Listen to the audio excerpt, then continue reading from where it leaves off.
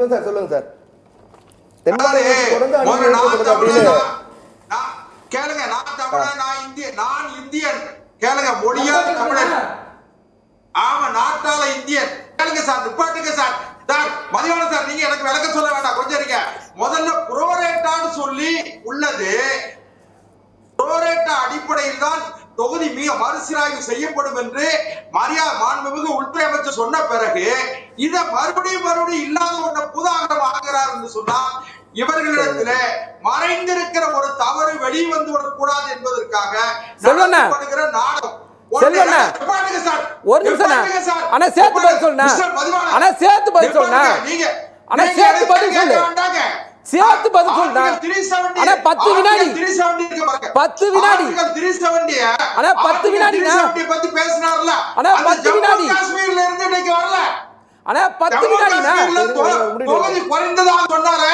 அந்த ஜம்மு காஷ்மீர்ல இருந்து இன்னைக்கு இவங்க கூட்டத்துக்கு வரல. ஆடு ஜம்மு காஷ்மீர் முதலமைச்சர் மாண்புமிகு உமர் அப்துல்லா இன்றைக்கு பிரதமர் நரேந்திர மோடியை ஆதரிக்கிறார். அதை புரிஞ்சுக்கிடுங்க. இன்னொன்னு, தமிழ்நாட்டிற்கு எந்த பாதிப்பு வராது.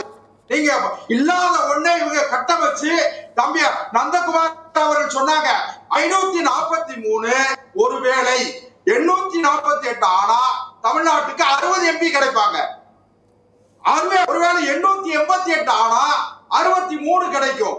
ஏன்னு கேட்டீங்கன்னா 888 இன்டு 7.18 இத பாத்துக்கிடுங்க. 7.18 பிரகாரம் போட்டா 848 எத்தனை சீட்னா வருது? அமித்ஷா அப்படியே சொன்னாரு. அப்படியே சொன்னாரு. பர்சன்டேஜ்னா ப்ரோடேட்டா அப்படிதான் சொன்னாரு அவரு. அந்த வார்த்தையோட அர்த்தத்தை சொன்னானே. நீங்க இப்போ எந்த இப்போ எந்த தரவுகள் அடிப்படையில் பிரிக்கப்பட்டதோ அதே தரவுகள் அடிப்படையில் அப்படின்னா என்ன? இப்போ எப்படி பிரிச்சிருக்கீங்க? மக்கள் தொகை அடிப்படையில் பிரிச்சிருக்கீங்க. மக்கள் தொகை அடிப்படையில் பிரிச்சிருக்கீங்க.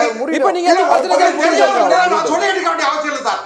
ஒரு நாகரிகமே இல்லாம பேசக்கூடிய நாகரிகம் பதில் சொன்னேன். அரட்டி மிரட்டாதீங்க. இந்த உருட்டல் மிரட்டல் எங்கிட்ட ஒப்பேராது. 2026ல நான் எங்களுக்கு கடந்த நாடாளுமன்ற தேர்தலில் 82 லட்சம் வாக்குகளை அளித்த வாக்காளர் மக்கள் எங்கள் மீது நம்பிக்கை வைத்தார்கள். அவர்கள்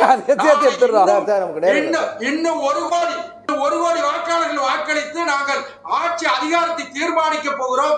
அந்த பயம் இருக்கிற காரணத்தால் தான் மதிவானதை போன்ற திமுக நண்பர்கள் கொதித்து போய் எதிர்கருத்து யாரையும் சொல்வதில்லை.